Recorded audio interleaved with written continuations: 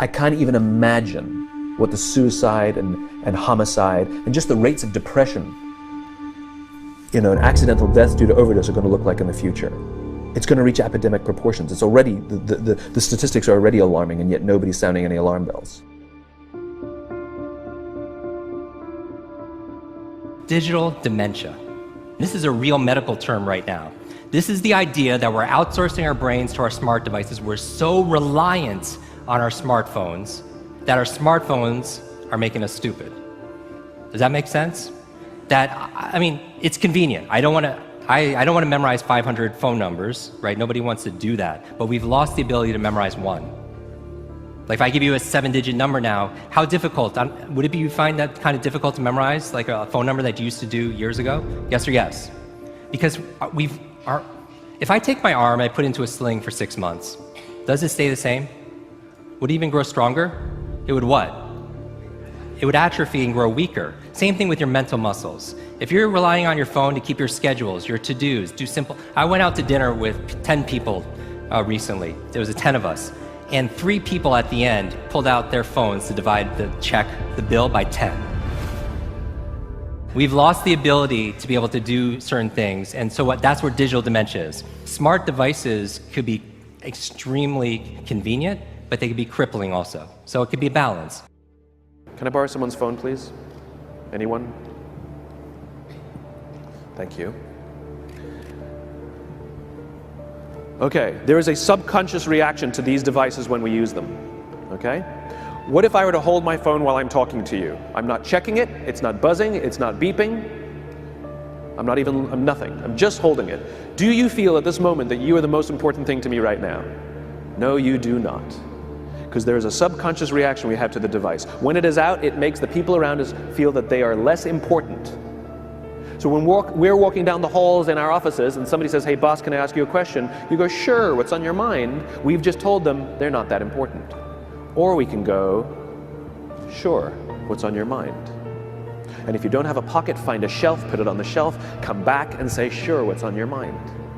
When we show up to a meeting, or a lunch, or a dinner, with our colleagues, our clients, or our friends, or our families, and we put the phone on the table, we have announced to everyone in the room that they are not that important to us. And by the way, putting the phone upside down is not more polite. My favorite one is in the meeting or at a lunch with someone that the phone will ring and the caller ID will pop up and they will go, I'm not gonna get it. Oh, so magnanimous. Oh, I'm lucky to eat with you today. Or they could just put the damn thing away. You can tell how addicted we are. When somebody pulls out their phone when you're with them, how uncomfortable does that make us feel?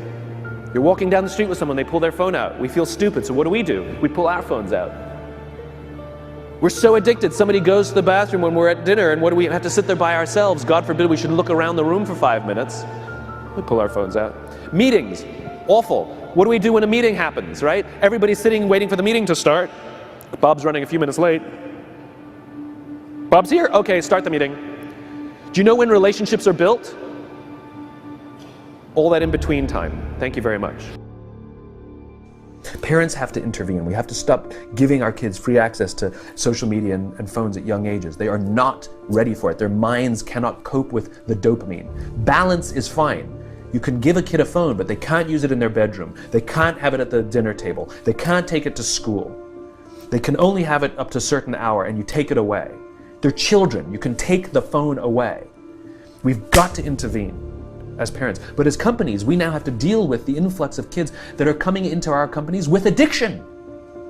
Watch, I see it all the time. Walk through any office. You'll see the older employees have their phones on the sides of their computers as they're working. You'll see the youngest employees have their phones face up in front of their keyboards between their arms as they're working. And this is how they work.